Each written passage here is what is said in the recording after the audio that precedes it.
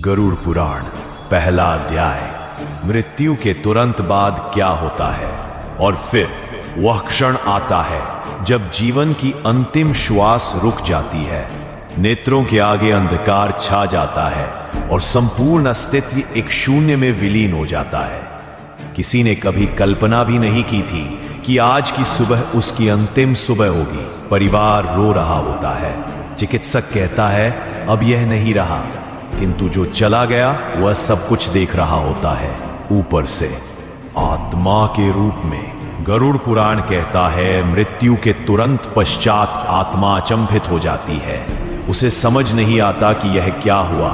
वह चिल्लाती है, पुकारती है, मैं यही हूं, क्या तुम मुझे देख नहीं रहे? किंतु उसकी पुकार कोई सुन नहीं सकता, क्योंकि अब वह इस लोक की नहीं रही। उस क्षण वह जिनसे सबसे अधिक प्रेम करती थी उन्हें छूने का प्रयास करती है, अपने बच्चों को गले लगाना चाहती है, अपनी मां का हाथ पकड़ना चाहती है, परंतु हर बार वह केवल वायु को स्पर्श करती है। और यही होता है मृत्यु का सबसे बड़ा दुख, जैसे जीवित होकर भी मर चुका हो। तभी एक भीषण ठंडक का आभास होता है और उसके समक्ष प्रकट होते हैं यमदूत, काले, विकराल, आंखों में अग्नि, हाथों में लोहे की जंजीरें, और वे कहते हैं चलो अब तुम्हारे कर्मों का लेखा जोखा होगा।